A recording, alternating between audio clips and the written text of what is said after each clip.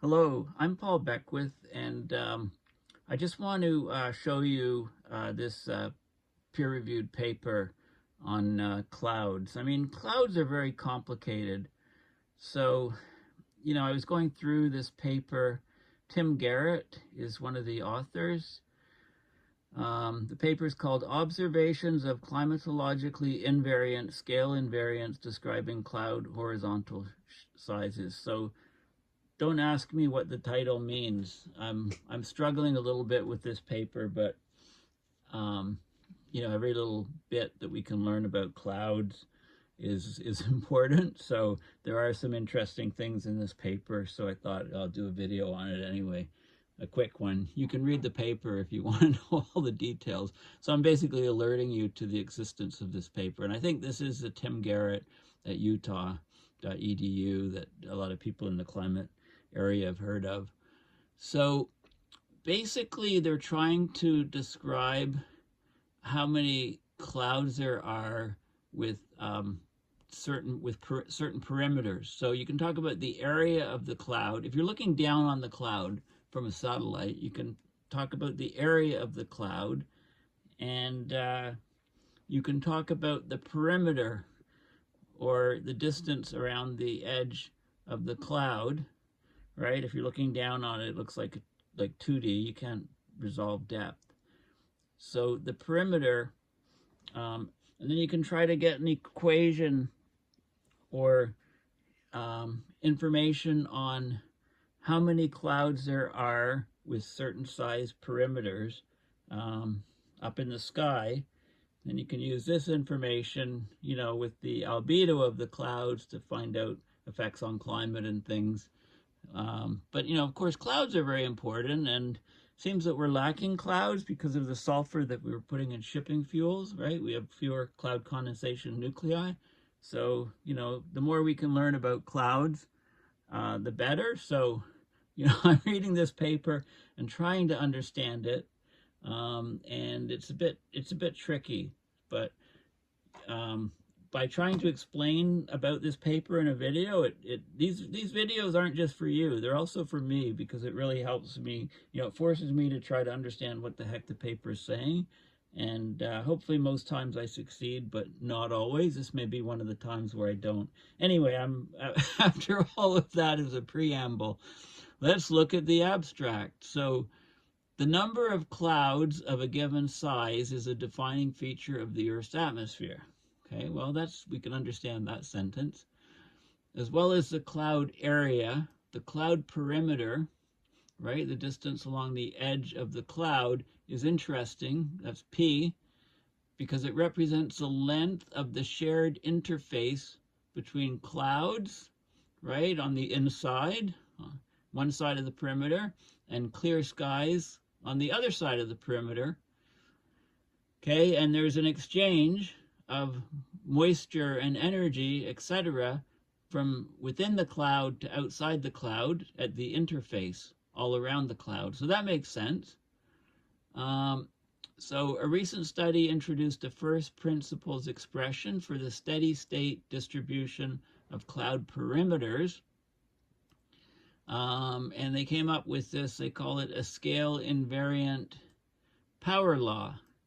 Okay, so over many, many different scales of sizes of clouds, that's what they mean by scale invariant, you can get this power law. And so the equation is n of p is proportional p to the minus 1 plus beta. N of p is the number density of cloud perimeters. So it's the number of clouds with perimeters between p and p plus delta p, a small increment. And beta is 1.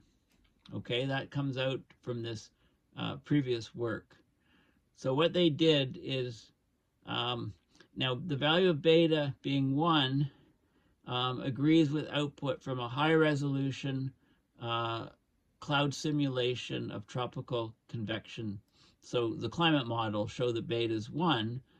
So they wanted to look at and actually evaluate this in the field, in reality, in the sky, and see whether this equation holds using global imagery, almost near global. There were some parts of the globe that weren't covered, but they used 9 full disk and polar orbiting satellites. So the full disk is a satellite orbiting the Earth, not crossing a pole, and then the polar orbiting satellite. So they used a whole bunch of different satellites to look down and measure clouds and try to see if they followed this sort of power law situation.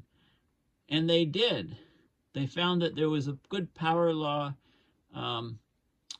explanation of the number of clouds with certain perimeters, P, and they found that the beta was pretty much invariant. It was robust to latitude, season, land-ocean contrast. So statistically speaking, cloud perimeter distributions are determined more by atmospheric stability than by things like Coriolis forces, surface temperature, seasons, aerosol loading, etc. between continental and marine environments. A lot more aerosols over continents and marine environments, so clouds are quite different over the land versus the oceans. However, beta wasn't 1. According to the theory, it should be 1, but it wasn't 1. Beta was 1.29, plus or minus 0.05. So it wasn't 1. It was 29, almost 30% higher than 1. That means that the exponent, it's negative. So p to the negative 1 plus beta is the same as 1 over p to the 1 plus beta with, so if beta is larger, then there'll be fewer clouds for a given p, right, because of this dependence. So there's a scarcity, there's a relative scarcity of large clouds measured in the satellite observations compared to theory and high-resolution cloud modeling. Okay, the reason for this discrepancy is unclear, but it may owe to the difference in perspective between evaluating the number of clouds with perimeter P along quasi-horizontal moist isentropes. This is constant temperature and isentrope lines. So these, if you're looking down from space, basically you see a different perspective than if you're just looking at the actual clouds from the side. Okay, so they're not sure why. This power law applies to satellite observations of cloud areas covering a range between 3 square kilometers in area and 300,000 square kilometers in area. So a huge wide range of scales where the equation is valid, but with beta being 1.29. Okay, so, and it goes through the introduction on GCM models, global climate models, the bottom-up approach to look at clouds and so on. So let's have a look at, just look at some of the, let's look at the, so let's try to explain the discrepancy first. I'm not going into all of the details of this paper, okay? I just want to show you a figure that, if I can find it at first, to explain the discrepancy. This could explain the discrepancy, okay? If you're looking at it from the side, you can see the cloud, and there's different levels of the cloud. But if you look at it from the top, you're compressing all of these different levels to essentially one level. This is what you would see. Whereas if you look at the different layers, the top layer is just the 2 boxes, and the lower layer will be the 3 boxes, like this. So you see what I'm saying? So the theory is saying beta is 1 comes from this sort of thing, approach. If you're looking down from satellites, you're looking at this, and that probably could explain the discrepancy. So you're basically compressing all of the layers into one layer when you're looking down. Okay, so that's sort of the key factor. Okay, is there anything else I want to? Well, when just some of the physics of this cloud perimeter, because first of all, if you look at a really fine scale of the cloud perimeter, it's almost like a fractal for many clouds. right? In other words, the length of the perimeter gets larger if your ruler gets smaller and smaller. Like if you're trying to measure a coastline length, right? If you used you know, a 1 meter long a kilometer long yardstick, you'd get one number. If you use a 1 meter ruler and walk around the coastline, you get a much larger number. If you use you know, a toothpick and go around, you get an even larger number. It's a fractal. So that's sort of the edge. It can be quite rough. But basically there's four things going on, like the edge, the cloud edge, where the perimeter. This is why the perimeter is an interesting thing to measure. There's an idealized thermodynamic cycle occurring around the cloud edge, which could be called a mixing engine. And there's four parts of it. Inside the cloud, you have moist air, lots of vapor. As it rises, you get adiabatic cooling. You're not adding energy or taking away energy. Okay, it's just cooling because you're going higher and higher and the pressure's dropping. So you get moist adiabatic ascent inside the cloud, right? The water vapor is rising up and condensing, forming the cloud. Across the interface, the cloud edge from the inside of the cloud to the outside of the cloud, where there's clear air. So you have this interface across the cloud edge. It basically, a couple things can happen. The air inside the cloud can be dried as it mixes with the drier air on the outside, and that'll reduce the perimeter of the cloud. The cloud shrinks. Okay, if that happens.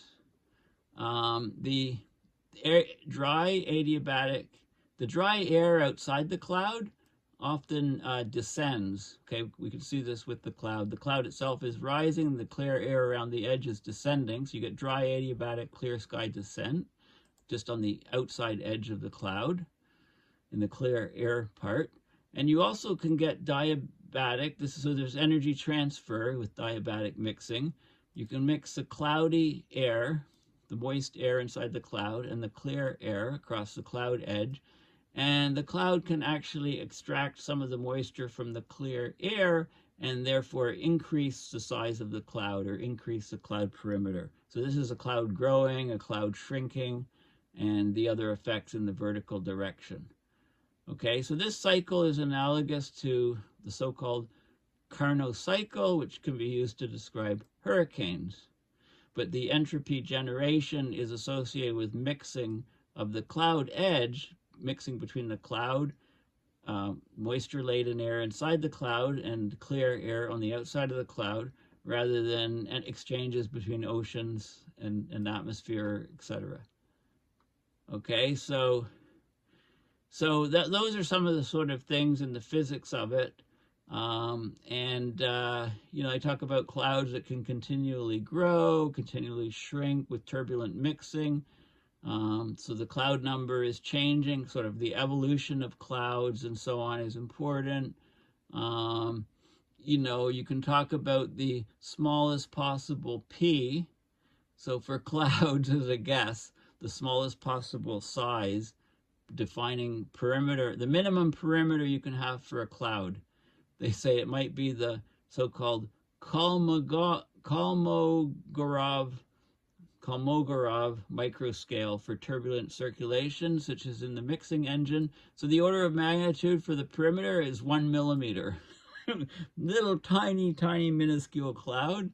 The largest possible clouds are, of course, limited by the Earth's circumference.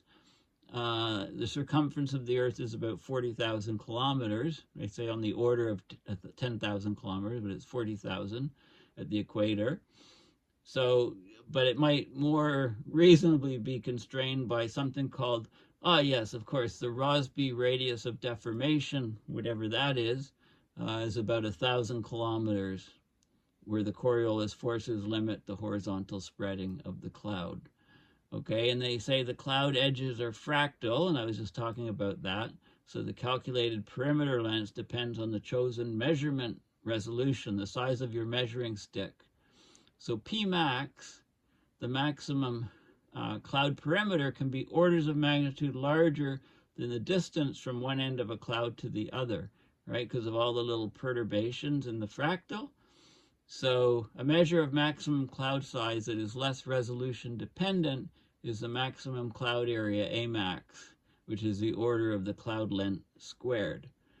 Okay, so anyway, that's some of the physics of it, and I don't think I'll say too much more because I don't want to put my foot in my mouth too much. They used 9 different satellites in this study.